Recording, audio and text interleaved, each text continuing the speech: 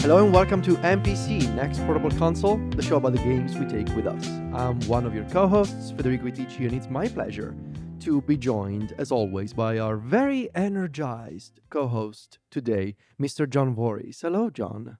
Hello, Federico. It's good to see you. It's early in the morning here. I've had a lot of coffee. That explains the energy. Okay. Big, all right. Big coffee energy. All right. And we're also joined by our newly rediscovered sort of European, maybe after his trip. I don't know, Mr. Brendon Bigley. Hello, Brendon. Oh yeah, hello. Yeah, I'm here on Parisian time, baby. I've been up for hours and hours because I'm not used to the time difference yet. I thought that I beat jet lag. I did not. That's where I kind of landed. No, I got up pretty early this morning. My question for you is, yes, how many croissants did you have?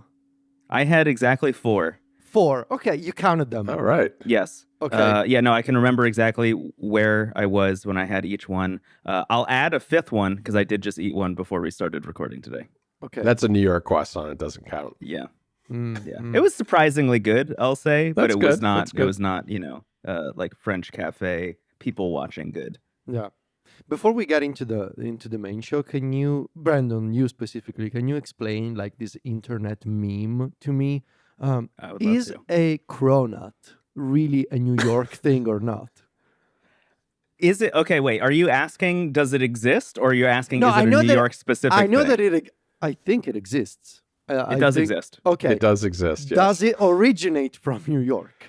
I've heard that it does, and it wouldn't surprise me if it did. That sounds distinctly American and distinctly New York to say like we're gonna take something wonderful and take something else that's wonderful and put like a little David Blaine tarp over them and reveal that they're now one object. That sounds right to me. Okay. Now, if you want the follow up, are they good? Are they good? The answer is yes. They are incredible. Hard to find. I think there was a little bit of this is a very ruminate topic now I'm thinking about it. This is it's the kind of thing where when it was first kind of on the market, I think people were going wild for it, and every bakery within like a 2-mile Manhattan radius was trying to make cronuts. And there was a point where I think even Dunkin' Donuts was making them for a little bit there. Oh, okay. And they were great. And now I think there's like 2 or 3 places where you can get one. Right. Okay. So they're hard to find again. Yeah, it's been a long time since I've seen a cronut in the wild. Yeah. Okay. Yeah. All right. Thank you for the explanation, and welcome back, of course. We didn't even say it's a croissant and a donut, just to be clear. We didn't say that literally, which for anyone who's... In case you didn't know, it's a fusion of 2 things. Right. Anyway, we got a bunch of news to get into, and then we also got a couple of topics we want to cover. You may recall a while back, I think offhandedly mentioned that Hori, makers of accessories and game controllers, I believe, Brendon, you're using the Hori Split Pad Pro. I sure am. Yeah, the Hori Split Pad Pro Compact. Compact. Yes. Yeah, so the Pro is a little more Xboxy, and the Compact looks a little bit closer to the regular Joy-Cons. They're just a little more ergonomic, a little bit bigger. Anyway, they're making a Steam controller. Now, this is a bit odd. This is not... it's a Steam controller in the sense that it's got a Steam button on it. But it doesn't replicate all the functionalities that you may expect from a Steam Deck.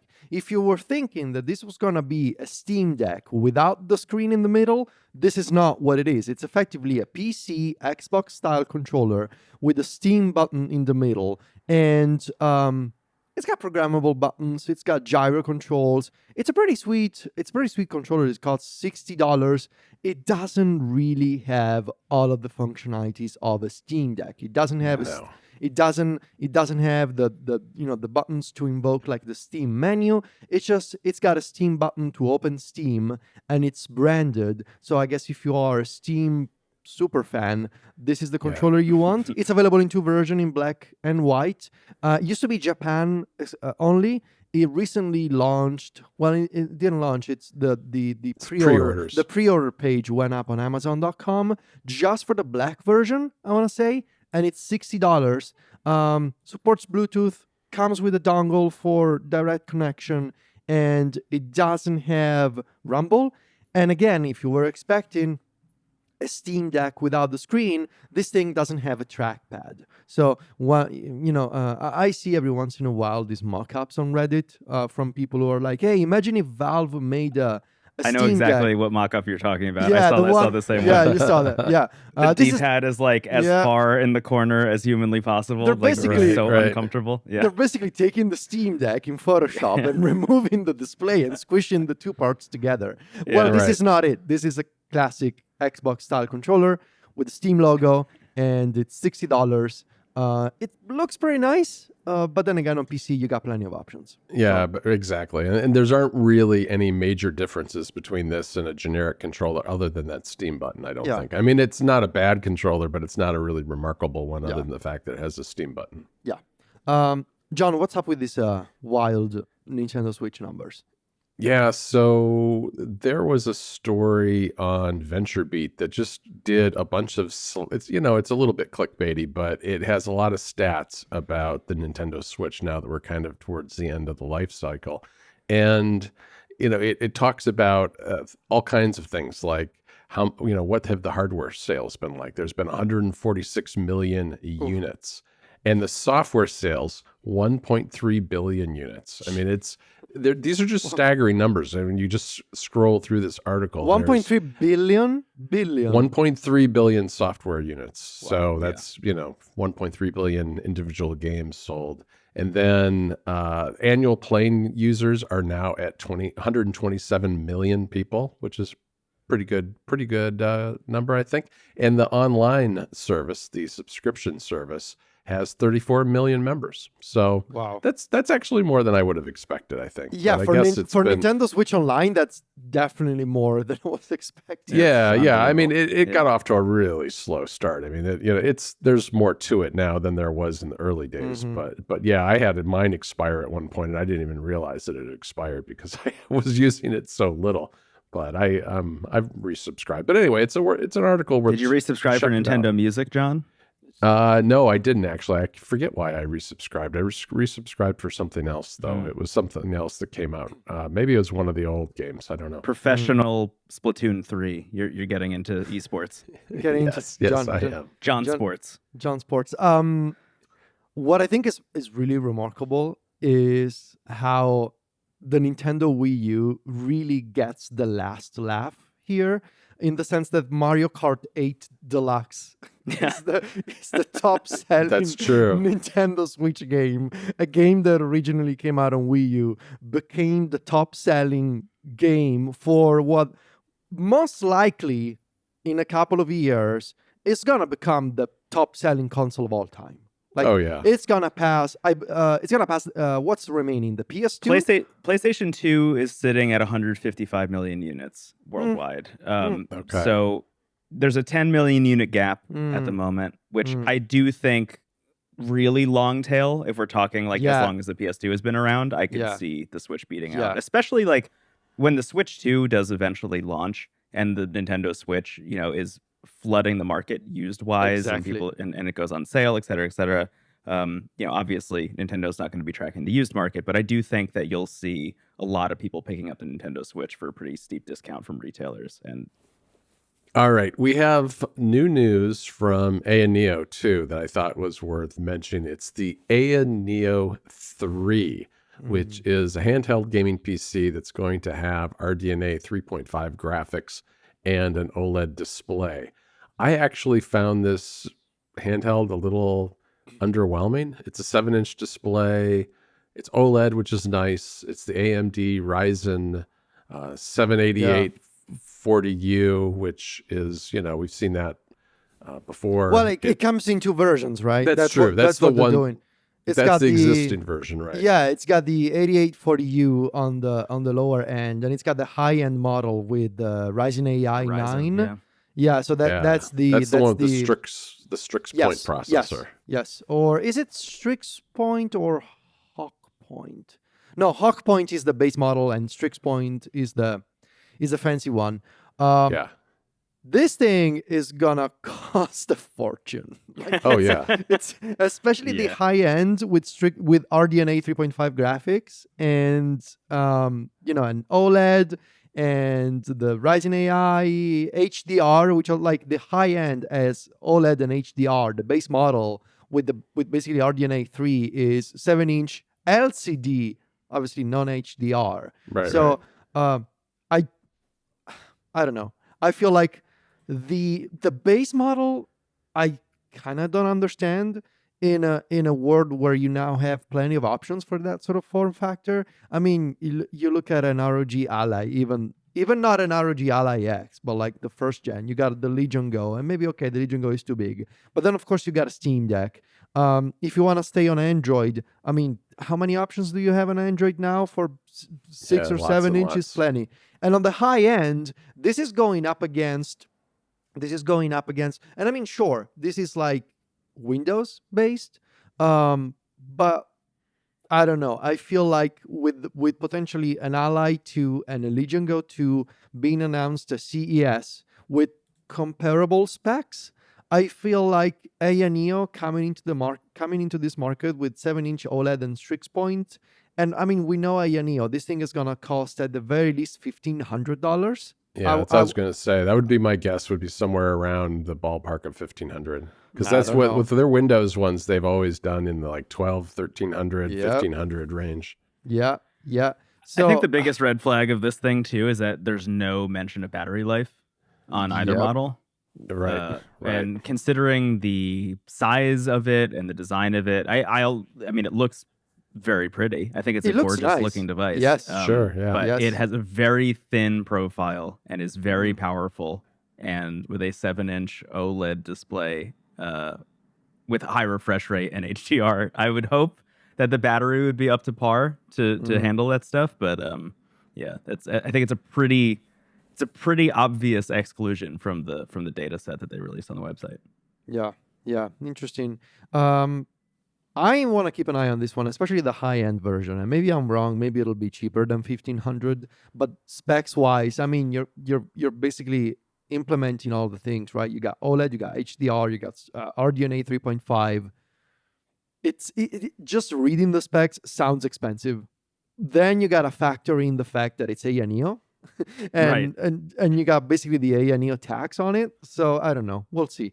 On the completely different end of the spectrum, we got Anbernic, of course. Again. Hello, Anbernic. This week we got another one. Return of the King. Return of the King. This is the RG406H, which I recently learned, thanks to John, it stands for horizontal, and the V stands for vertical. Vertical, So thank yeah. you for that. Yeah. Imagine that. So this one is basically a stretched out RG cube. Does this look like your cube, Federico? Because this thing looked to me like these photos to me looked almost like fake somehow, like 3D printed or something. Why? What? I don't know I don't know what it is. Maybe it just looks so toy-like to me that it doesn't seem No, like it's got that vibe. It's got real. that vibe. Maybe it's a pre-production unit or something. Yeah, I don't but know. it does look like a slightly wider RG cube. And Yeah, like 4:3 aspect ratio, probably, right? yeah, it's a 4-inch IPS screen, 960 by 720. What is it? 4x3? 4x3, yeah. Yeah. 4:3, I think. Yeah. You can do video out. You can do 1080p video out over USB-C. It runs Android 13. It does look. It's pretty much the RG Cube, Is but it? Okay. slightly wider. And I mean, I feel like we're past the point of arguing that Anbernic should do fewer devices. And so at this point, why not? Sure, it's an RG Cube. It's an RG Cube, and it's 4x3, and it's wider. I'll take it. You know, Yeah. I think they're burning people out, though. I think people are getting burned out by these. Maybe not so much the Android devices, but especially the cheaper Linux-based systems. People are getting kind of burned out. You know by what I them think? 'cause they're all the same. What I think is an important element of that specifically too is it's burning out the people like us and the Yeah. other people on YouTube who I would are significantly bigger than us and are like the tastemakers in the space, when they're posting videos that are like, Anbernic needs to stop making devices, I'm getting bored of Anbernic devices, all of these titles that are specifically pointed at this idea that like once you've played the RG Cube, you don't need to play anything else that's based off the RG Cube, et cetera, et cetera. All of these XX devices that they have, all using the same chip in different form factors, which, as you were saying, John, I think there's a benefit to having the different form factors and different chips for some people. But at this point, we're kind of reaching saturation. But I think if you are burning out the people who are the most effective at selling your products to people, then you really have a problem. More so than like the random person on Reddit who goes on whatever that subreddit is, SBC, and is like, hey, I would like to buy a device. Which one should I buy? And somebody replies with 43 different Anbernic devices. When they go on YouTube and they type in Anbernic, and the top video is like, I'm tired of reviewing Anbernic devices. Yeah, and there are a lot of those videos now. You're absolutely right. There are a bunch of those videos in the last few months, for sure. Yeah. I don't know what they're gonna do, but really, since we started doing the show, I believe, and the show has a bi-weekly schedule, they've only missed, I believe, one episode. There's only been one episode in which Anbernic did not have a device out in between those exactly two episodes. Correct. Like, just think about that for a second. But I think didn't they release 2 devices by the next episode? So they made up for that. They made up for that with a two releases. I want to mention the new NVIDIA app. So if you play on Windows, you may have heard that NVIDIA was testing like this brand new experience that sort of incorporates the NVIDIA control panel and the NVIDIA GeForce Experience app. Those two have been sort of merged together into the same application that came out of beta as we're recording this yesterday. It's been in beta for a while. And this is like a single NVIDIA experience on Windows that lets you both update drivers. It lets you apply, I believe, if you have a modern card, it lets you apply like those AI, like what are they called? AI game filters. It lets you do video capture. So it's AV1 based. It's based on the AV1 video codec. Video capture up to 120 FPS. And it's got a new design like this. It's got this homepage with a bunch of tiles and different sections that you can open. I haven't tested it yet. I'm still a diehard NVIDIA control panel user myself. But I think the time has come for me to finally install. Also because like these two apps will be discontinued, will be deprecated. Right. And so I will have to use the unified NVIDIA app, which I will attempt to do later today or maybe tomorrow. Because I also, like, this is totally a tangent, but I need to find out if I can play Dragon Age with my Legion Go. I got a bit of a problem, guys. Got a bit of a situation going on. So I'm playing Dragon Age, right? And as you know, I'm playing with my King cable coming from the living room into the bedroom, connected to the Legion Go. And so all the graphics processing is happening in the living room with the eGPU. But still, I was playing with the Legion Go at the maximum TDP. And my girlfriend sleeping next to me let me know very kindly the first time, and then not so kindly the second time, that the fans of the Legion Go were waking her up. So I need to, so I... Brutal. So that was really a bummer because like game looked incredible thanks to the eGPU. Yeah. But so I've been playing with the Steam Deck for the past couple of nights, which is much, much quieter when playing Dragon Age at low settings, obviously. But I need to find out if my Legion Go, if I set it to like a really low TDP, and therefore the fans may not be as loud, will it still run the game decently well thanks to the eGPU? So that's a test that I got to do. And before doing that test, I guess I will update the NVIDIA app and my drivers and see what's up. So, yeah. How are you enjoying Dragon Age? Oh, Do you like it? I love it. And good. Yeah. It's but it's my first Dragon Age game. So I think it's, and I was listening to you and Steve on Into the Aether. I think my understanding is that also, like, after listening to you and the besties, like, if you're coming into this game clean with no like previous knowledge or previous expectations, like, it's just a really enjoyable action RPG. But I totally understand why, if you were used to a certain type of Dragon Age game before, like, I can see why, especially certain dialogue parts and certain choices, maybe not exactly what the super fans were looking for. But for me, just, I don't know, it's enjoyable. It's a fun, great looking, if you got the GPU for beautiful. Action RPG.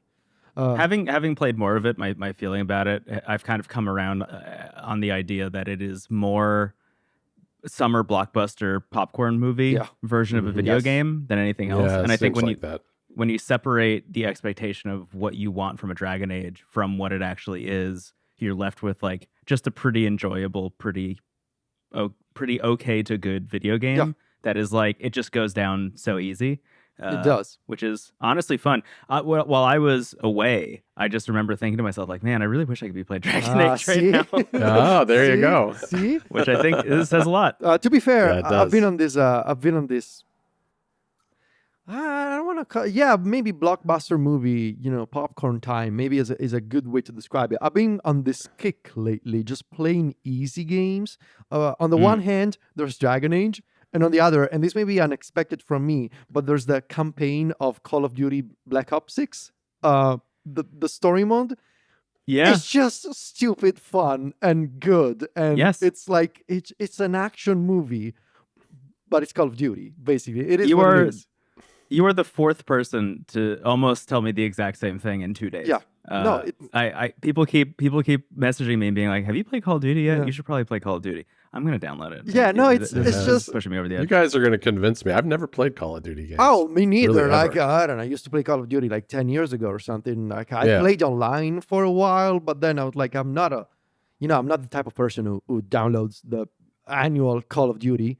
But this story mode, I don't know. It's basically a fancy, enjoyable spy movie. And Brendon, you should also know that I've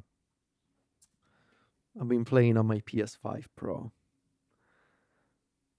Oh yeah, he doesn't know this, does he? What? He just stopped. He just stopped. How's that? Okay. This was revealed while you were away. Oh my God! All right, so you got a PS5 Pro. Yeah, it's here. It's right underneath my desk. Yes. Yeah. Yeah. And how's that feeling for you? You happy with it? Yeah. I'm sure. I sold my PS5, so that's what I've been doing lately. I guess we'll talk about it in a bit. Like, basically, whenever I decide to try new hardware, I gotta sell the previous one. It's the only way to do it. Because I don't want to waste money and I don't want to accumulate stuff, and I just want to make sure that these devices find a new home. But I sold my PS5 Slim, and I got the PS5 Pro. And wow, nice. It's I don't know. It's like you play with the best graphics at 60 FPS, and you don't have to worry about anything else. Like that's basically the gist of it. Like you just and you're sitting at a desk close to the screen, which I think is what a lot of the reviewers have said. That makes a difference. Yes, it does, because especially if you're sitting up close to the monitor, you can absolutely see the difference. But I will also tell you this. I have been streaming the PS5 Pro to my Steam Deck with Chiaki NG, which is the new version of Chiaki. And even when you're streaming at 1080, but it keeps a locked 60 FPS, like that image and those high quality textures are coming through to the Steam Deck. I can tell you it looks much better than the standard PS5. Like it's a better quality image that gets downscaled on the Steam Deck's display, because it's not even what is it, 800p or something. But it looks better, like better textures, more fluid. And so I've also been streaming Call of Duty to my Steam Deck. It's been lovely, just having a lovely time. I don't know. I've been on this kick lately with these games. Just easy stuff, Yeah. No, I totally get that. Yeah. The one of the games I've been playing recently is Mario and Luigi Brothership. How is it? It's pretty good. Yeah. It got panned, which I didn't expect. Neither did I. Review wise, it didn't do very well. It's like totally fine. I think It reminds me a lot of the reception to Paper Mario and the Origami King, Okay. which was another game that like kind of got panned. I think again because of expectations versus a lot of the shifts in gameplay. Yeah. And only now, years later, are people starting to come around on that game. And I remember at the time playing it and being like, this is a perfectly serviceable Paper Mario game. Beautiful, interesting mechanically. I don't know. It's a fascinating thing. And I feel similarly about Mario and Luigi Brothership. There's some like weird changes they've made to the formula, but overall, it's like an absolutely hilarious, very easy game to just like put on and play for an hour before I go to bed, which I'm enjoying. And it reminds me a lot of Dragon Quest VII, which is a Dragon Quest that people generally don't talk about, but is very good, and I would recommend playing on the Nintendo 3DS. He had to mention a Dragon Quest game. He's the pitchman for Dragon Quest VII. Dragon Quest 3 2D HD remake available now. That is also true. Before we move on to the topics, because we want to know more about Brendon's vacation in Paris as it relates to gaming, obviously. We need to address the latest statement by Microsoft gaming chief Phil Spencer, friend of the show, Phil Spencer, who said, hello, Phil, said that an Xbox handheld is a few years away. And I was not expecting that. I was convinced. I was not either. That is kind of shocking to me because in this space right now, a few years is a lifetime. I mean, they have obviously made a call, I would think, based on that kind of statement, that the current technology is not what they want to build this around. They want to build on another generation of chips. I could also see a scenario in which Microsoft knows that if they want an Xbox handheld to be successful, it doesn't have to be an ROG Ally or a Legion Go. Like it cannot simply run Windows. So I would potentially explain the a few years away thing with they're building a completely different like layer on top of Windows to give it like a more handheld friendly UI. That it's not just a skin like, oh yeah, let's optimize how the taskbar works on small screens. No, I feel like they're building a new Xbox operating system that is based on Windows, doesn't require, like it's running PC games. It's not doing anything special. It's Windows, but it's like a completely different layer built on top of Windows, right? So that maybe supports Linux, like, which is a massive effort for a Windows OS. It supports maybe Steam Deck, like Sleep and Resume, for example. Like that's the kind of stuff that Windows absolutely does not support, and most games on Windows absolutely hate suspending the system and resuming the system for a whole bunch of reasons. And I could see why that sort of effort, it's a few years away, I would imagine. Right. Yeah, it'd be similar to the way SteamOS runs on top of Linux, I guess. But it's just harder to implement on Windows. I could see that too. I could also see them doing something with NVIDIA because they've got a really close relationship, especially on the AI side with NVIDIA. And I could see NVIDIA being a big part of an announcement down the road. Yeah, I wonder how Nintendo. I was gonna say that. Yeah, don't they have an exclusive knowing. with NVIDIA? No, maybe it's not an exclusive with NVIDIA. Yeah, I don't know. An exclusive on a decade-old chip. Yeah. Well, who knows what they're coming out with Switch 2-wise. I think the thing about a Microsoft handheld for me is that they're gonna need to merge Windows and Xbox from an ecosystem and architecture standpoint. I think to get closer to what you're talking about, Federico. I think one of the miraculous things about the Xbox Series S and X line is the sleep and resume. Quick resume is like literally one of the things that made me believe in this generation of consoles in general. And finding some way to replicate that on a Windows architecture, I think it would be a pretty huge step up. But years away is wild because my thinking is like, there is no sense that Xbox is making a mid-generation upgrade to the Xbox at the moment, right? There was one that leaked a while ago. It was called, I think, Brooklyn, codename Brooklyn, that has kind of become a radio silent messaging from the Xbox side of the house. And it makes me wonder if they've kind of taken a step back and decided like we're not even going to do that. The thing that would make sense to me is instead of a mid-generation hardware upgrade to the Series X and S would be to introduce a new series, but have that actually be the handheld. So you have like not only the two different price points for the two different kinds of people playing Xbox games, but more specifically have an entirely new way to take your Xbox games with you and add that to the series, quote unquote. And waiting years for that just feels like, you know, I'm not running Microsoft gaming, but it doesn't feel like the right choice from a business perspective. I'll say that much. As a layman, as an outsider, seems like a strange decision. I will say something that we'll circle back on this one, maybe in a couple of years. We'll see.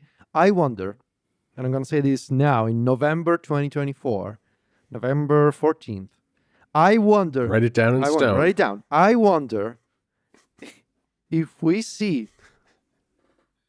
as a Valve Steam console, like not the Steam Deck 2. Obviously, we're going to see the Steam Deck 2. But I wonder if we see a new take from Valve on a Steam console for the living room before an Xbox handheld. Because if I were Valve and I had built this incredible layer on top of Linux with SteamOS, yeah, and I was working on a Steam Deck 2, why wouldn't I also make a teeny tiny box to put under my TV with better graphics than a future Steam Deck 2? And what if I could sell people on the idea that, sure, you can dock your Steam Deck, or you could buy both. You could buy the Steam Station, whatever, and plays 4K, and it's got the friendly SteamOS, sleep and resume, you know it, you love it, and you can play the Steam Deck, and you can stream from your Steam Station to your Steam Deck. Like, I wonder if we see Valve coming out with a brand new product before Microsoft gets their act together and releases an Xbox handheld. Especially after hearing this sort of thing. If I was running Valve, I'd be like, oh, they just gave us the opening we need, because they're presumably pretty far along on the Steam Deck too. Yeah. So it would be, I don't think that's a very big leap at all to have a small under the TV box from what we've already got with the Steam Deck. Yeah, I interviewed for Wavelengths years ago at this point, but I interviewed Chris Plant, editor-in-chief of Polygon. We were talking specifically about the idea of who is the fourth entrant. Could there be a fourth entrant into the idea of the big three? So you have, your Nintendo, your Microsoft, and your Sony. But who is the fourth entrant? And a lot of the conversation was like, there are companies like Amazon who could, or Apple who could, if they wanted to, throw their billions of dollars of capital at that problem and just decide to make a console, which would probably not go very well realistically. But a lot of the conversation revolved specifically around mobile and PC as the possibility spaces. And the second that Valve decides that having, because they did this already, right? They already had a set-top box that they made that had SteamOS and big picture mode. It was too expensive. It didn't have the Proton compatibility layer. There were a bunch of issues with it that didn't really make it a marketable machine, I think, to a lot of people. It was called the Steam Machine, wasn't it? I think it was called the Steam Machine, Yeah. But now with Proton and with the success of the Steam Deck, I think it's a no-brainer for them to enter the fray in a real way. And honestly, the biggest thing that really made me change my mind about it was getting the B-Link SER8, the mini PC that I have. At the price point that I bought that at, which I think was like $600, $700, somewhere in that vicinity, it is more powerful than the Steam Deck. It has some great I/O and, is a wonderful design to boot. I feel like just throw SteamOS on it, and that is a Steam machine. That is a new generation of a Steam machine. And if Valve wanted to go and make that themselves, I do think it would be a really big deal. And I think, the main reason would be all of the benefits of buying things on Steam and on PC versus buying things on consoles, right? Up until recently, John and I were just talking about this, but up until recently, it was an up in the air question if the Nintendo Switch 2 would be backwards compatible or not. And Furukawa, thankfully, during that same presentation, during that investor call, said, yes, it'll be backwards compatible. games on the Nintendo Switch that you bought digitally will transfer over to the Nintendo Switch 2. But that's always the fear of buying on consoles, is like maybe the thing that you bought won't work next time. Whereas on Steam, you buy a game, your cloud saves exist everywhere, the games exist everywhere. It's really a question of like, has PC architecture changed so much that your game doesn't run anymore? You know, does the original, I don't know, Pajama Sam no longer work on a new PC? Maybe, but yeah, I think there's a real world and possibility where if Steam were to do that, it would be a pretty huge deal, and I think it would be very successful. I buy it. We'll see. And lastly, before switching gears, did you guys see the limited edition white Steam Deck OLED? Oh yeah, it looks amazing.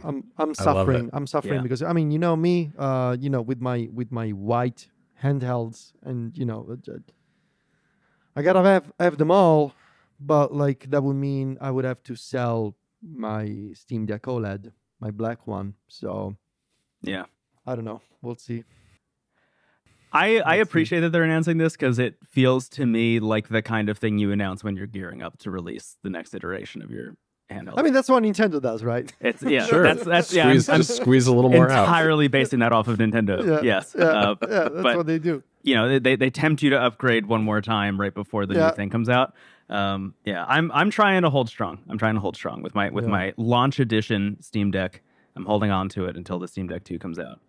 Can I throw in one more news story that we didn't talk about before we move on? Also, did you guys see the Miyoo Flip has appeared again? Oh, Yes, right. On their official website, Miyoo's official website now has a bunch of marketing material and imagery showing off the Miyoo Flip, and you know it's nothing like new or exciting. It's like, hey, it flips, it's got HDMI out, it charges with USB-C, et cetera, et cetera. But I mean, that's the most legitimate information we've gotten from Miyoo since they first announced it. Because every other thing we've seen about the Miyoo Flip since they first announced that they were working on one has been from like third-party people who just run like Miyoo rumor Twitter accounts and stuff. So this is like the second time Miyoo is really acknowledging it, which as somebody who's been playing the SP a lot more recently, I've been bringing it with me on a daily basis. It's exciting. It's exciting to finally see the culmination of the clamshell battles, as I've been calling it for like 2 years at this point. It looks thinner than the SP, that's for sure. It does. And which I think honestly will go a long way for me. Oh, it would. Yeah. All you have to do is shave off like a half an inch in the thickness of that thing. It would make a big difference, I think. I think so too. Yeah. It's amazing how big of a deal that will be if that is the case. At least for me, from an ergonomic standpoint. Anyway, Brendon, you've been traveling. Yeah. And you brought something with you. Yes. To play games. Yes. What was it? I brought one device with me. I usually when I travel, it's a huge decision point, which I imagine is probably the same for the two of you. What do I bring with me? And I went to Paris for a week, and I had a big suitcase that I brought with me that was just like, I would say 3/4 of the way filled with clothes, knowing I'd probably buy more. And then I brought a backpack, and I brought a pretty small backpack. And the question of like, what do I put in there? Dragon Age is out. Do I bring my Steam Deck? That would take up the whole backpack. I need to fit a camera in there. I need to fit my iPad in there. Like, do I want to bring the Steam Deck? I don't know. Do I want to bring the Nintendo Switch with the Hori SplitPad Pro Compact controllers as well, and the accompanying TomTalk case that they built specifically to hold the Switch with those controllers? That weirdly is about as big as the Steam Deck. Okay. I'm not surprised. Yeah. And I did that when I went to Japan. What was that, last year? And ran into that same problem where it's like that takes up pretty much my entire backpack as well.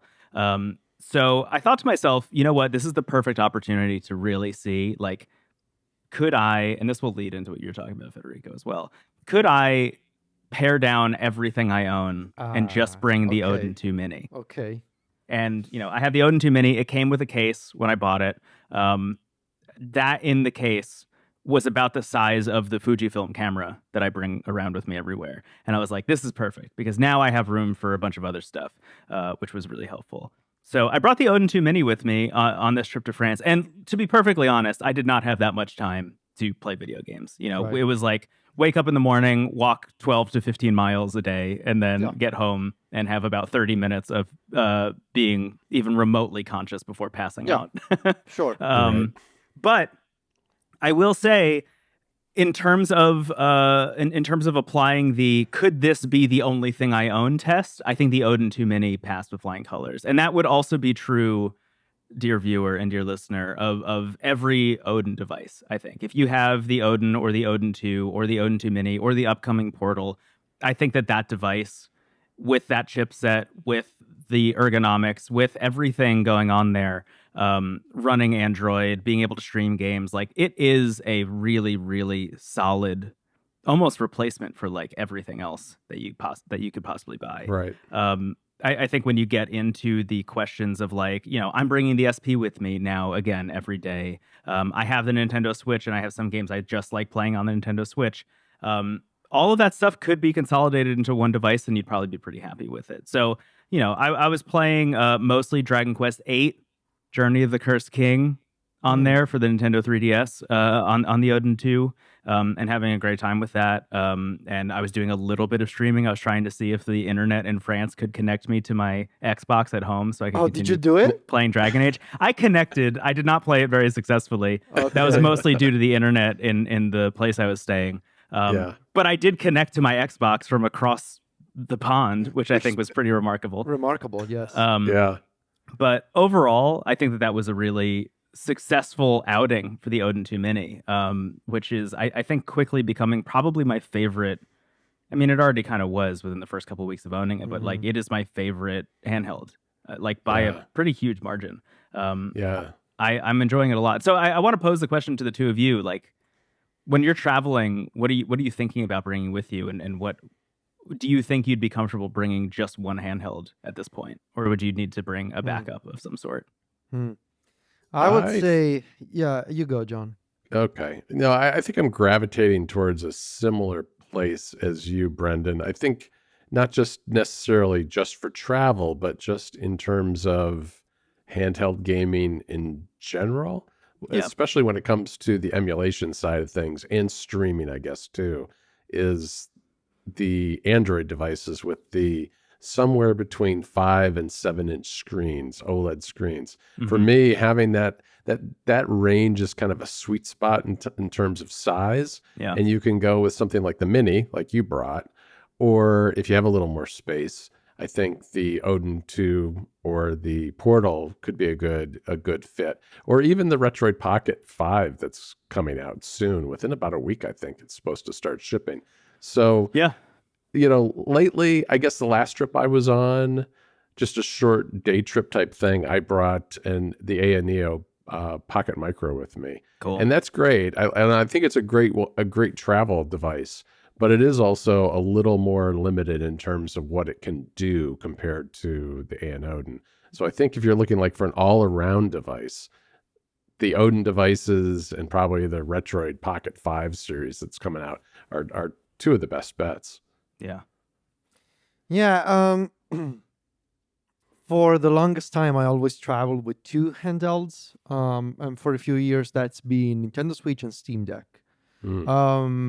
That's what I've done for the past 2-3 years. Over the past few months, I have increasingly just traveled with my Steam Deck.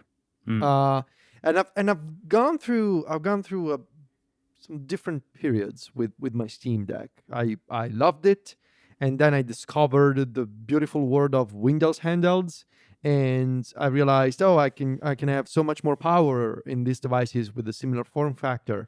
And so for a while, I was all in on Windows handhelds and never really used the Steam Deck. And lately, I've sort of settled on this idea. Except obviously for the fan noise situation that I mentioned a few minutes ago. Right. But I settled on this idea of the Windows handheld. It's portable, but it's portable for the home. I don't know if that makes sense. I think that's 100% right, because that's kind of where I am. Right? and it's portable for the home and it's portable for the eGPU specifically. And I've tried it all. I've tried installing Bazite, which is a SteamOS like version fork of SteamOS, but it's not really quite like SteamOS. And that's the thing about Bazite that really gets me every time. Something always happens and it breaks something. Like maybe it's a kernel related thing, or it's like the controller isn't working, or it's a software update is not applying correctly. There's always something because it's not the official thing. And so eventually with Bazite, I always run out of patience. And so I've settled on this scenario in which I haven't played a lot of Nintendo Switch lately, although I plan on doing more of that this winter. But realistically, I've only traveled with with either the Steam Deck or the Odin Mini. So I have not traveled with both at the same time. Depending on what I'm playing, like if I'm emulating, like if I'm playing a Wind Waker or Mario Sunshine on the GameCube, I'm bringing the Odin Mini. If I want to play Dragon Age, or if I want to, play the UFO 50, or, continue my playthrough of Dragon Quest 11, I'm bringing the Steam Deck. Yeah. And so, I think, obviously the Steam Deck is it's not the easiest thing to carry around. But I got this nice sleeve by Waterfield Design. The website is SF Bags. And it's like this lovely, basically like a pouch for the Steam Deck. And it fits in my messenger bag along with the iPad, so that's cool. But yeah, I basically either make a decision. Is it going to be Steam Deck because I want to play PC? Yeah. Or is it going to be emulation and therefore the Odin Mini? That's okay. what I've been doing. Oh, yeah, man, this is a nice looking sleeve. I just looked at it. Yeah, it and really it fits the ROG Ally. If you have that, I believe it also fits the Legion Go. But it's perfect for the Steam Deck, and it's got a nice pocket both inside and outside. If you want to store like earbuds or I don't know, like an accessory or something, you can, like a small battery pack, you can put it in the outside pocket. Yeah, it's really cool. It's really nice. Yeah, I didn't get rid of my Steam Deck like you did, Federico, when I got the Legion Go, and I'm really glad that I didn't, because as much as I do like the Legion Go, and I have been playing it recently, I've been playing it around the house in various locations and using my, my 1X GPU with it. I still think the Steam Deck with that OLED screen and the slightly more portable form factor and it's lighter weight is still such a great device for traveling with. So I'm glad I still got mine. The thing about the Steam Deck is also that it's so comfortable. Like, I don't know what Valve did. It's a weight balance thing that they have done. But of all the handhelds, I know that it's wide and it's really long, but it's so comfortable. Like, it's much just more than like the Legion Go or any of the Windows ones. Oh yeah. And I mean, I love my Legion Go, but like I said, I know that it's a thing for the home. Like, I'm not traveling with the Legion Go, because at that point I might as well just travel with, like, I could get one of those GPD laptops that are also. Have you guys seen those? Like, we never really spend time. Well, at some point we should talk about those GPD devices. They're like laptops with controllers on the keyboard. Yeah, there's one that looks even more like the Vita than the Odin Mini. Yes, the GPD Win 4, I think. Win 4, yes, that was like doing the Odin Mini before the Odin Mini. Yeah, it's like the I have the Odin Mini here. It's like the Odin Mini with like an entire extra 100% of thickness on the back. But this leads me quite nicely into what I also want to talk about. Like, I saw Brendon with the topic of like traveling with one device, and this has also very much been on my mind lately. Like, I feel like I want to consolidate and make some decisions about the hardware that I'm using. Going into the holiday season, going into 2025, going into CES, and the potential waterfall of announcements that awaits us. I don't know. I wanted to consolidate, and so here's what I'm thinking. I sold my ROG Ally X. Rip. Thank you, ROG Ally. It just wasn't doing it for me. Yes, the variable refresh rate was cool, but it just wasn't doing what the Legion Go does to me. There's something about the Legion Go, and especially now that I modded with the 4 terabyte SSD, there's something about the Legion Go, the display, how vibrant it is, the detachable controllers. I love the Legion Go, and so the Ally X has been sold, and I'm actually shipping it today. I also sold the Odin 2, the regular Odin 2 Pro that I had, and I feel like on the Windows side of things, it's the Legion Go until the next big thing that realistically it's probably gonna be the Legion Go 2. We'll see, but for now, when it comes to Windows and using an eGPU, especially if these TDP tests are successful, it's gonna be the Legion Go. The Steam Deck, just like the Nintendo Switch, like the Steam Deck is always gonna be the Steam Deck. Like it's its own thing. There are some true benefits to having a device that runs PC games with sleep and resume, with much quieter fans, because it's obviously not as powerful as a Legion Go, but there's something to being able to play Dragon Quest XI, with pretty good graphics and pretty good performance in a device that lets you sleep and resume anytime and doesn't make any weird fan noise. Like, right. Just like the Steam Deck, I think of the Steam Deck as like a Switch. It's its own thing, doing Steam Deck things. And so I'm always going to keep it for all those times when I just want to play something and I don't care about graphics. I think one of my weird Steam Deck regrets, now that you say that, is trying to turn it into an emulation handheld.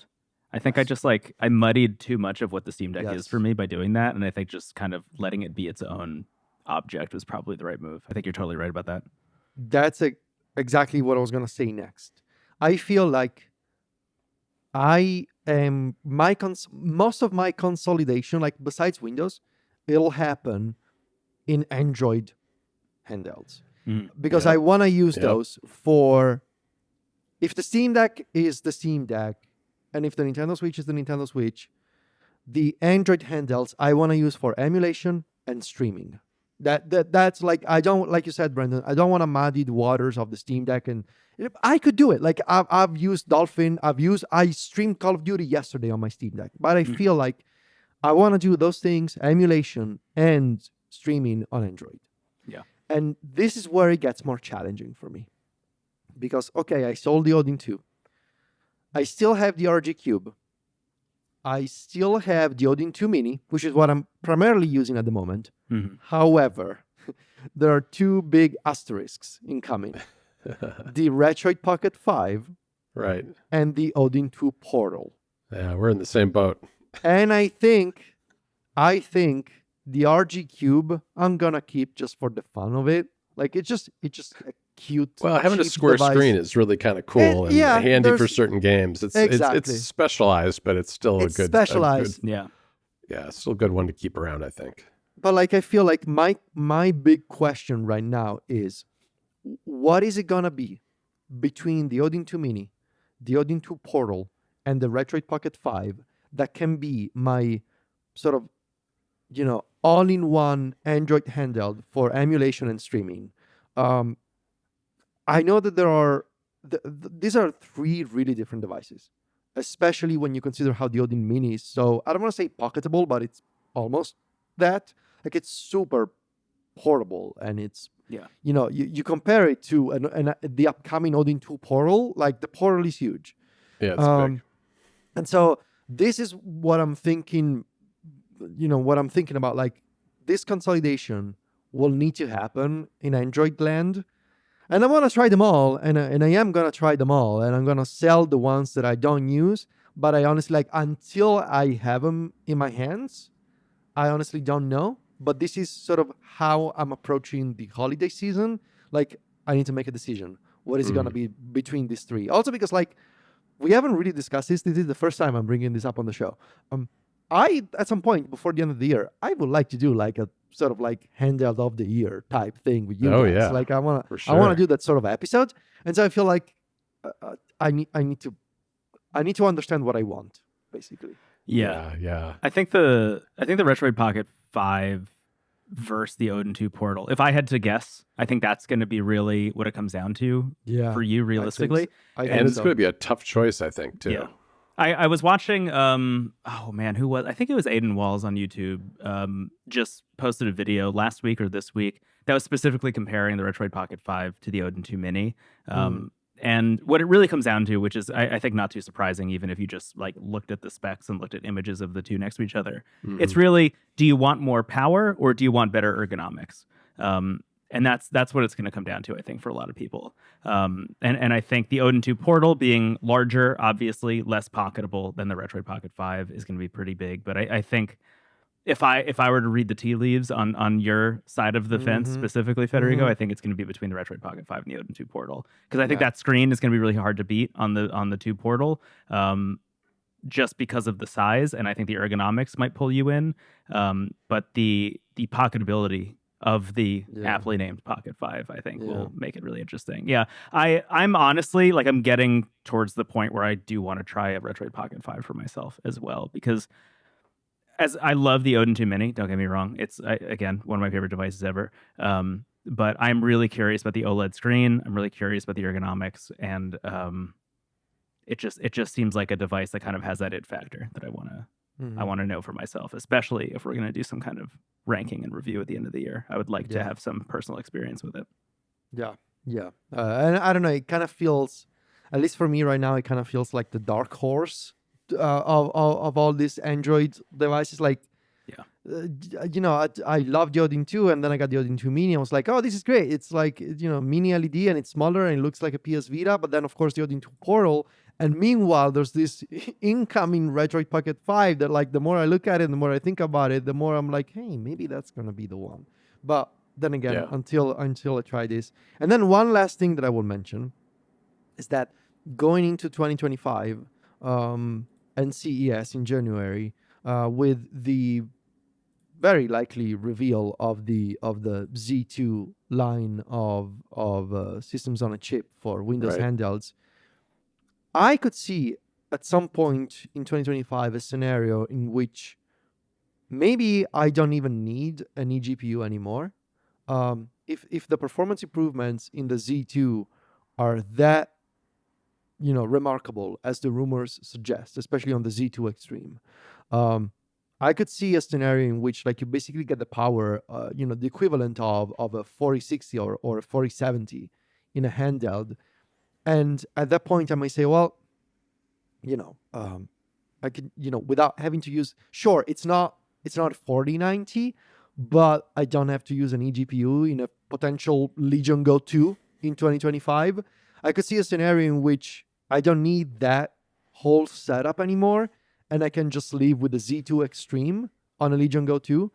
And at that point, if all of this comes true, this is all hypothetical, but if all this comes true, and I sell my eGPU, and it's very easy to sell graphics cards these days. I know, because I sold my old 3080 Ti.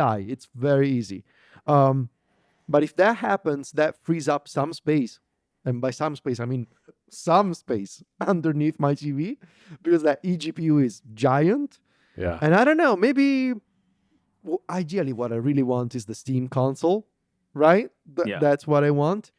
But I don't know. Maybe next year there's a scenario, there's a world in which I get something like a NUC, like one of those fancy ROG NUCs. Yeah. For placing them under the TV, and it's always powered on, and I don't need to worry about an eGPU. I don't know. Those things are so impressive. Yeah. Or Federico, you get the V-Link, but you get the one with the dock for the external GPU. It doesn't look great. Isn't that Oculink? That's Oculink, right? I think that's Oculink. No, it's not. I don't think. No. It's not Oculink? You sure? I don't remember for sure. It slots in just like a regular GPU into a GPU slot. So it's like a straight up NVMe connection? Huh. I think so, yeah. Wow. I think it is, yeah. Wow. Another alternative, Federico, is you could reach back out and get another King cable that's like 45 times as long as the one you already have. And what am I going to do? You could run it, like out of your car window and Yeah, drive. you could drive around. Yeah, wherever you need to go. Trailing and the still be King playing- Cable. Yeah, the Legion Go. King Cable all over Rome. Yeah. I believe the maximum length that you can buy a King Cable is 15 meters. Mm-hmm. So yeah. How sorry. long I'm just is saying, what if it yours? was 10? miles? That's my only, Yeah. Well, it's you- 5 meters kilometers. more than I Yeah. have. It's it's. Oh, you need to have the longer one, Federico. Come on. What are you What am I doing? gonna You need do? the best King Cable. Well, The why king of the though? kings. Why though? No. I think I don't actually, know. circling back to my initial question too, I do think if there is a God and they're listening to my prayers, then I'll get a Legion Go Mini, and that will probably be the one device I bring with me everywhere. Yeah, that would be really nice to have. If you could On get that traveling thing down. specifically is what I mean. Yeah. If you could get that down to a real portable size, it would be Yeah, fantastic. It's a just a little Legion bit Go too much. Mini, a Legion Go Mini with a smaller display, doesn't need to push as many pixels Mm-hmm. as the Right, standard right. Legion Go. Where does this leave us all, though, with things like the Anbernic devices, the low end of the spectrum Linux-based handhelds? Because I've been thinking about that a lot. And I think that there's still a place for them, but I think it's a smaller place than all the experimentation I've been doing this year. Like the SP, for instance, I'm not getting rid of the SP. It's kind of a specialized device, and I like having that around. But I am... It's not just the burnout of the number of devices that have been released. I feel like Android is going to take over a big part of that market, at least for me. Yeah. I this is a thing. I think I said this like maybe one of our first episodes of this show, but I'm starting to feel like the lower end market for Anbernic devices is starting to dry up for me a little bit in terms of how interested I am in jumping into it. And I think a large portion of that is and continues to be related to the idea of emulation on iOS. And what I'm more interested in going into next year, maybe this is a whole other conversation we could have, are specialized phone controllers and things like that. Yeah. Like Well, some of the funny stuff. you mentioned that. Yes. I am just I going to showed put off that in my pocket? I don't know. Yeah. I'm up for phone controller talks anytime, Brendon. So hit me up. But Yeah, that's we should I- talk about that. We should talk about that for sure. yeah, I just I think the SP is a wonderful thing. I think when the Miyoo Flip comes out, I'll probably check that out as well. But those smaller scale devices are starting to be a little bit unappealing to me in a world where I have something like the Odin Mini or the upcoming Retroid Pocket 5. Those devices are not as pocketable, but they are still pocketable enough for me to consider them. Here's an idea for you: the iPhone SE as the portable iOS emulation device. Now, realistically, Don't give him more ideas for new phones to buy. He Great already idea. bought the what's the name of the phone you got a couple of months ago? It's the nothing phone. There it is. No, it's not the nothing. It's the CMF. What's the name? It's the Nothing CMF1. Yeah. Is grabbing this the nothing phone. yeah, there it is. Yeah, I'm not even kidding. I broke it out recently. I was using it the other day or right before my trip, so I could go play. What was it? Oh, I was having that issue where I couldn't start the Pokemon TCG Pocket Oh, right. on my Yeah. iPhone or my iPad. So I was like, I'm just going to start the game on Android instead. I still have it. Honestly, it's a great device. Every time I pick it up, I think to myself, like, if I liked Android just a little bit more, I would switch to this. But can't do it. Yeah. Well, I think that about does it for this I week. think so too. Yeah. I think so too.